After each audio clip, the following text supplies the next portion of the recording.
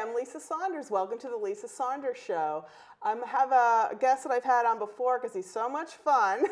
John Valeri, book reviewer. Welcome. Oh, thank you for having me back. It's been a while. It has been a thrilled to be while, here. and I couldn't believe what you've been up to because you were a book reviewer for who? How did we meet? I was working for Examiner.com. I had written the Hartford Books Examiner column for about 7 years. And you've reviewed a lot of famous people. I was kind of impressed. I know. So you, Marcia Clark? Marcia Clark. Yeah. Others? Who else? Oh, well, for reviews, Mary Higgins Clark, Wally Lamb, but I've gotten to interview most of those people too, which was great because I grew up admiring them, and then I had an excuse to, say, hey, you want to talk to me? And you write, it's very isolating, so people tend to like being able to talk about their books and themselves and their process when they've been holed up typing for months at a time. Oh, that's so interesting. Now, you're no longer writing for the Book Examiner. Right, Examiner.com. They went defunct in July, and I found out about it on Facebook because that's where you learn everything these days, right? And I said, oh, I need a new gig. So I launched my own website and blog, which is johnbvaleri.com. But I'm also independent contracting for a lot of different forums online, and I've also started to write for some physical magazines. So I've been doing reviews for The Strand, and actually I have my first author profile is coming out in the next issue of Mystery Scene magazine. Oh, really? Yeah, So you contacted these people, these magazine editors, and said, this is what I've done. This is okay. And I would really like the opportunity to write for you if you feel that would be appropriate. And I've been lucky to get a really enthusiastic response to that because I'm used to people being like, him, no, except you keep inviting me back.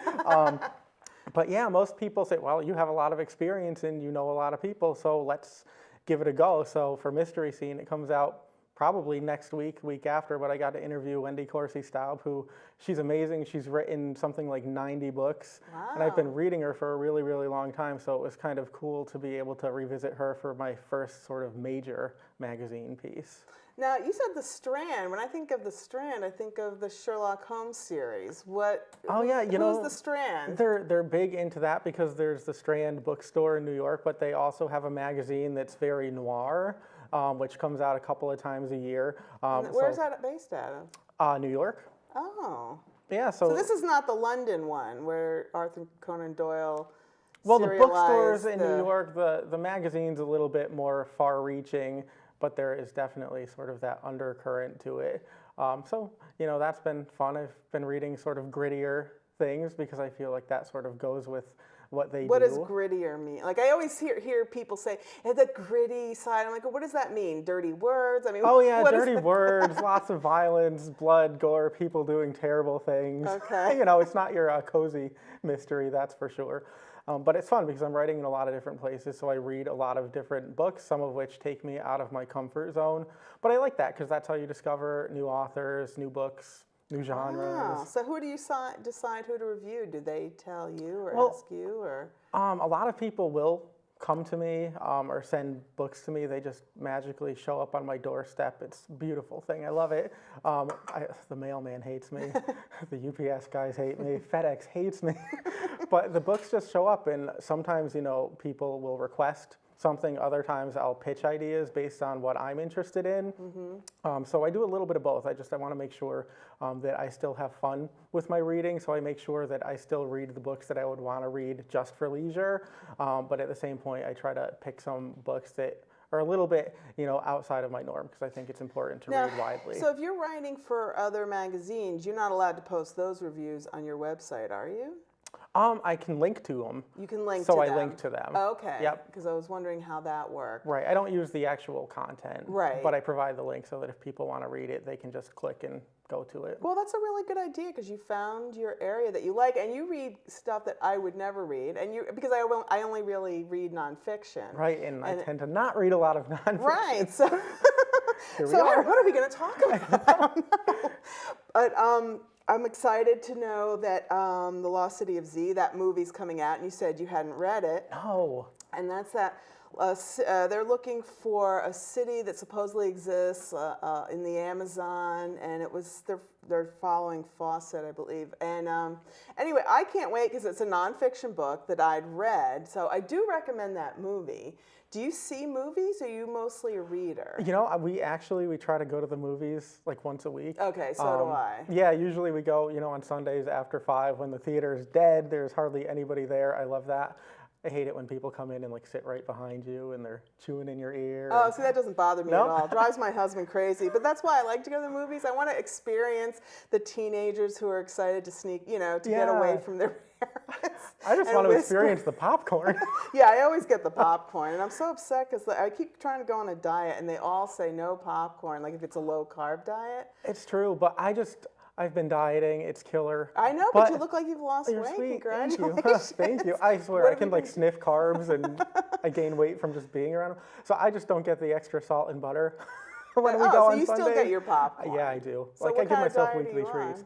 Oh, it's just moderation. I don't drink the vast amounts of coffee with cream and sugar that I was. I don't drink regular soda during the week. I don't snack. It's a lot of fruit, yogurt, stuff like that. But, Friday, Saturday, Sunday, pretty much anything goes because I got to have something to live for. Oh, okay. Because I know as a writer, I sit a lot. Unfortunately, I walk the dog. That is my only exercise. But I do sit a lot and read a lot.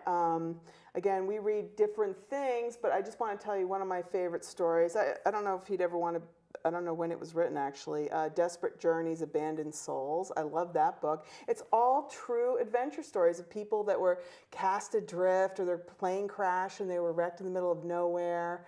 So, and they're short stories. So if you really can't stand it because it's not fiction, it's really just a collection of short stories. Oh, I like that because you can put it down and Yes, revisit you can. Do you read collections of short stories or mostly novels? I read both. And I've actually, I think, gotten a little bit more into short stories recently because I've been writing more of them, and I enjoy it. I like to see the difference between a short piece of fiction and a long piece of fiction and what makes one work versus the other. Now, are you writing? What are you writing on your own? Well, on my own, I've just been working on a couple of short stories. I had a couple published last fall in a little local anthology, Tricks and Treats, which was sort of a scary stories of all Connecticut authors, but the kind of cool thing was it's contemporary authors, but also public domain is a beautiful thing. So I made my debut with Mark Twain and Harriet Beecher Stowe because they have these little ghost stories that most people have forgotten about. So those sort of fill out the book. So I had 2 stories in that. And congratulations. Thank you. And I'm working on actually a continuation of one of those stories. I'm bringing back one of the characters, and she's sort of getting herself involved in research about the Kennedy assassination. So that's what I'm up to right now. Would you call that, what do they call it? It's fiction, historical fiction? I mean, are you going to learn something about the Kennedy assassination, or is it just, okay. Yeah, there's definitely some fact to it. It takes place right now. It takes place in contemporary times, but there's a couple flashback scenes to the 60s because that's just been one of those topics that's always kind of interested me. So it's just a fun way to get to talk about that a little bit in a fun, fresh way. Did you see the movie Jackie? I did. Okay. I did. So what did you think of that? It was interesting. She was a really complex person, and I thought that it would be really hard to capture her essence, and I'm still not sure. I mean, I think that Natalie Portman probably did a really great job, but having never met Jackie, I don't know.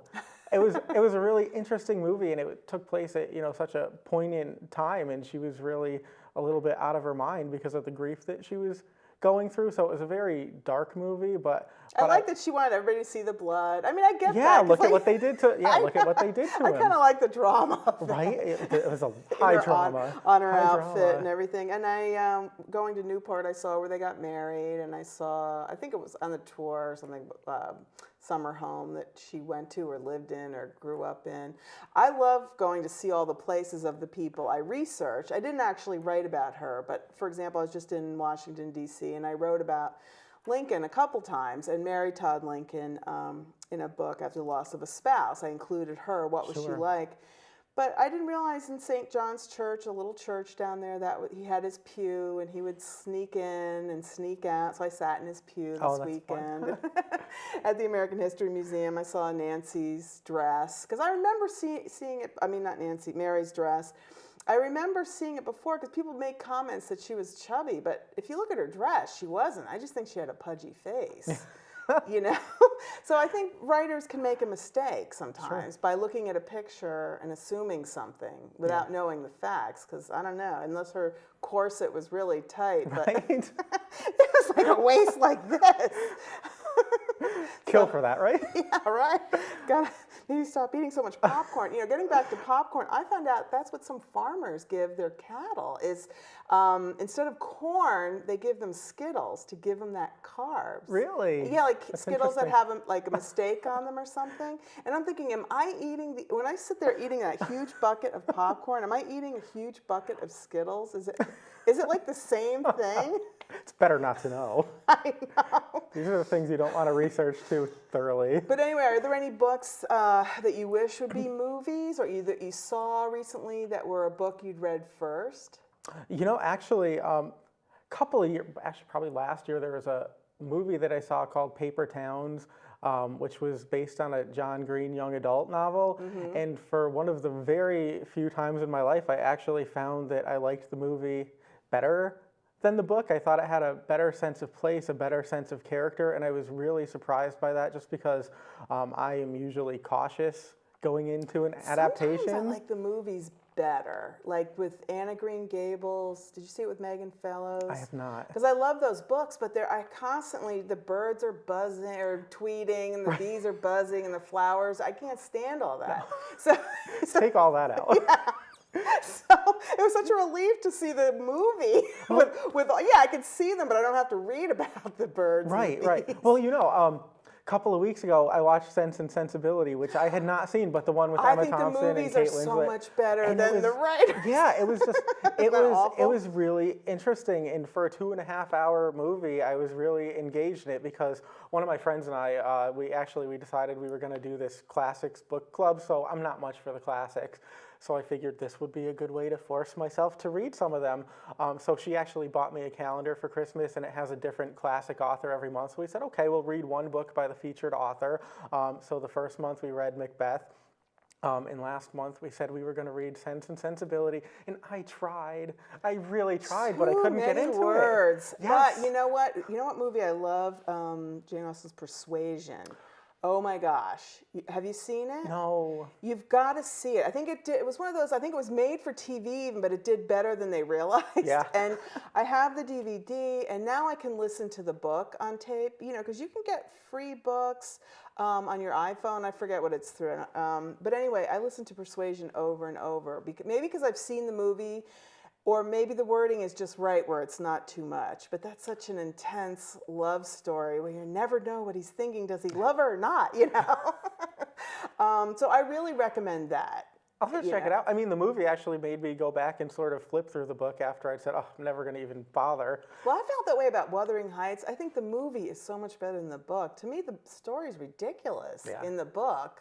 But Jane Eyre, I have to say, even though I'm not a fiction reader, I have to say Jane Eyre was fabulous. Did you ever read that? No.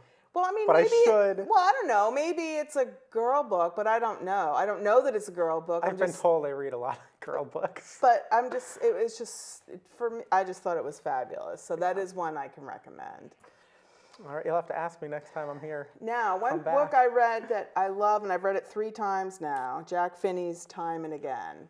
Have you read it? I have not. It's time travel, but the reason I can read it even though it's fiction is because it really reads like a true story. Like I actually think it's possible when I'm reading this to time travel. So I even try some of the things that they do because it's kind of like self-hypnosis. Sure. He has to bury himself in the time period that he wanted to go in. It's a government project. Anyway, I'm excited because supposedly it's going to come out someday as a movie, and that should be a movie, and you should read it. So that is a fiction book that I do recommend. I will have to read it. But the author's dead, so he's not going to be one to pester you. And he wrote The Body Snatchers as well. Oh, Jack interesting. Finney, yeah. And so my husband had to be off for a while because he had an eye injury, and so this is the first, and he had to be blindfolded for a week, and a long story. So I got some audio books, and we listened to Time and Again, and he got really into it. So it's just fun because he couldn't see a thing, right. And we just sat there together time traveling. And, sure. And I'm like, Jim, because when the book ended, I said, let's try it for real. And he's like, well, that's fiction. You got really worried I'm about sorry he me. broke that to you. It's nice to believe, though, you know? Well, I keep thinking, because I am gonna, we're talking about movies. Some of my books I decided I'm gonna turn into a screenplay, and I'm starting to, because I was approached to write a screenplay with somebody to co-author it. And it was kind of about, I don't want to give it away, but it was on a genre I'm just not comfortable with. It's nothing I would write or research. So I hate to turn down a paying gig, Right. but I said, it's not me. But if you want to maybe co-author one of my stories as a screenplay. So have you delved into that at all? You know, I've been really intrigued by the idea because I think it's such a different way of telling a story. I mean, it's very dialogue and action driven, a lot of direction, but very sparse. I think it would be great. I haven't done anything in that vein probably since school, when they had us write plays and things like that. But a lot of times when I write my fiction, I tend to visualize it in short scenes. And so sometimes in my writing, I've been told, oh, it has a really cinematic vibe to it. And I say, oh, yay, because that's sort of what I was going for. Like one of the stories that I wrote for that collection I was telling you about was sort of an homage to Scream, which is a pretty famous scary movie. Okay, And when I was a kid, I didn't like anything scary. I mean, I was afraid of my own shadow, your shadow, anybody's shadow. But I saw that movie, it changed my world. And the thing that spoke to me about it was, for a horror movie, it had really complex characters and a really well thought out, clever plot, but also, snappy dialogue, quick scenes. And so when I wrote that story, my intent was to try to capture that. And when I had some readers take a look at it, some of their feedback was it does sort of feel almost like a script. I don't know if you're going for that or not, but think about that. And I said, actually, yeah, that was what I was intending to do. And a couple of reviewers read it, and they liked that about it. They said it had that vibe. So I felt like that I had captured something with that. So I think it would be fun. So you're going to try it? Yeah, I think it would be. And so then what are you going to do with it? Do you know where to take it? Or I how to have get no idea. I think you're supposed to get an agent. Agent helps. They tell you not to do anything unagented these days. Oh, do they? Yeah. Well, I think, again, it comes down to, who you know and who you can ask for favors. And I guess I'm lucky I do know a lot of people. But I think I would, if I felt that I had something that was of quality, I would try to get an agent. Yeah, I want to dig into that further. Because I wrote my Reader's Theater based on my Civil War love letters. I wrote it like love letters. Did you ever see that play? No. But that wouldn't really be fun on the screen. It's just people reading back and forth, and it works in a play kind of thing. Anyway, I have to think about all this and figure it out. I'm sure there's a book I can get that tells me how to write a screenplay. Oh, there are plenty of those. Yeah. That's what we do. We read books about writing instead of actually writing. Well, my favorite book on how to be a writer was Stephen King wrote one. Oh, it's great. Did you? Oh, you on read writing? it? Yeah, I enjoyed that. I think we actually talked about it before. Because he's the one who, I think he yelled at me about, in my mind, he was yelling at me about. I was going to say, what? You know him? Because I don't know, because I think he said it's just always best to say he said, she said, instead of she angrily said, or whatever. I can't remember. He told me a few things that I thought, well, that's good, simple advice. So it's just called On Writing? Yeah. Okay. Yeah, I liked that one a lot because I prefer his nonfiction to his fiction. But I liked it because it was a craft book, but it also was sort of memoir, and I really enjoyed that. And if you enjoyed that, I would highly recommend. I don't know if you've read Elizabeth Gilbert's Big Magic, which came out a couple of years ago.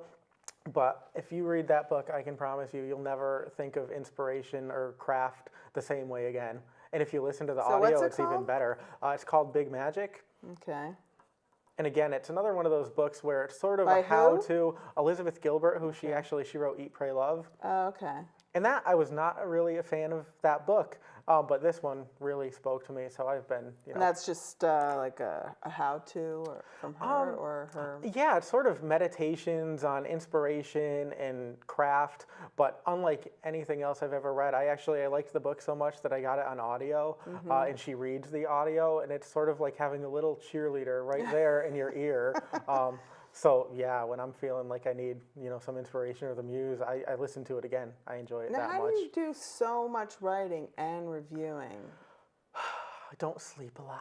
And you sit a lot, that means. Yeah, yeah. Yeah.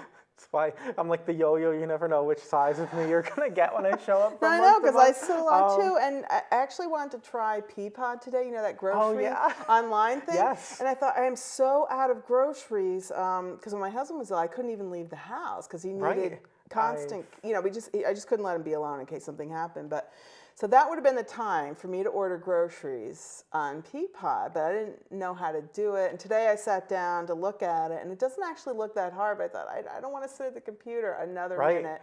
So I just spent $300 at the grocery store walking around. But Right. I think, I don't know how we got on that, but because we're at the computer so much, do we want to sit there and grocery shop from I know, it? it's very sedentary. That's like our big outing now. I mean, I've been Right, doing I a lot like of the caretaking outing. as well. Right. So that's the thing that's been getting me up and moving is my mom has therapy appointments pretty much every day of the week, so we have to get up and go.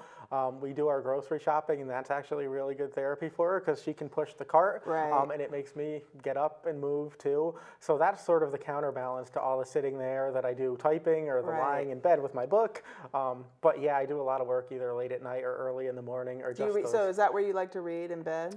Yeah, that's my favorite place to read. I'm lucky. I'm one of those people who, can actually make it through several chapters before falling asleep. I know some people pick up a book and a page later they're down for the count. Right. But that doesn't tend to be me. I can usually get in a good 45 minutes or more when I start. I'm listening to Endurance again about Shackleton's disastrous adventure in the Antarctic. Anyway, I just love being warm in my bed. Yeah, there's that too. when I'm- Pull up the cover. When I'm listening, because I either do it on tape or read it, when I'm listening to these, because like I said, I love adventure stories where people are suffering and they're cold in the North Pole or the South Pole, and I'm so toasty warm, and my dog is at my feet keeping me warm. I'm definitely an armchair adventurist, I guess. Well, it's nice to know that you're not actually in that situation. Like you I are know. in your head, but your body is somewhere comfortable. It's very which helps. Especially on rainy days like today. Oh. Oh, I know. I can't tell you how it was so hard to come out and do the show on a rainy day because I thought, gee, I could get in bed and I know, and read.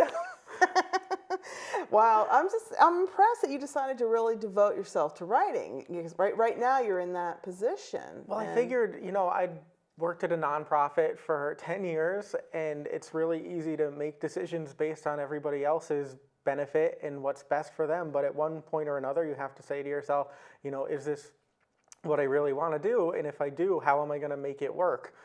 So yeah, I mean, it was taking, a chance on myself, and then life sort of threw me a curveball too. I didn't anticipate being home, being a caretaker, but I'd already put in my resignation, as I was telling you, so I was going to be home, which made that an easier transition, and I'm fortunate too to have a very supportive wife, Chelsea, thank you, who agreed that this is something that you want to do, and you seem to be sort of kind of maybe talented, so try. Well, this is how William Gillette really got started, because he was taking care of his father. He was the Sherlock Holmes. He brought Sherlock Holmes to the stage, Right. And he wrote plays, of Gillette's Castle. And his father was a senator, and he was sick, taking care of him, and he sat there and wrote. So Yeah, I mean, a lot of people, when you are forced to do nothing else, you can really come out with some work that can change your life. No, it's true. It was sort of like a weird divine intervention. I mean, I'm not happy that things happened the way that they did, but it all worked out. And, I think that somewhere there's a plan. There's some cosmic plan, and it's okay because, I know that I can do caretaking pretty well because that was sort of a big component of my job prior. So it's like it was all training for this, and now it's just balancing. I throw a bunch of balls in the air and try not to drop them. So when do you try to give me a picture of your day then?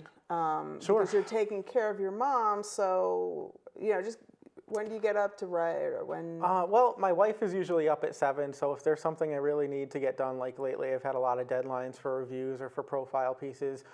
If my mom's therapy is later in the morning or early afternoon, I can try to get in a few hours before I wake her up.